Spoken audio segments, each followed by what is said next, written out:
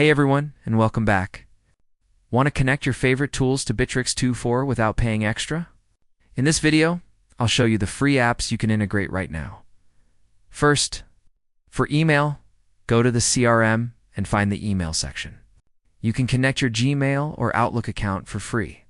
This lets you send and receive emails directly from Bitrix24 and automatically log them to client records.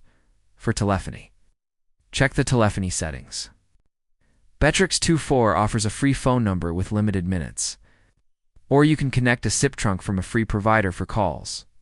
For other tools, go to the Marketplace in your Bitrix24 menu.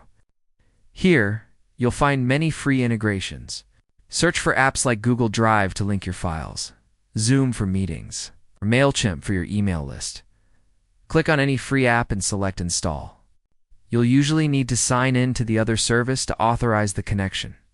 Once connected, data will flow between the apps automatically, saving you from switching tabs and manual entry.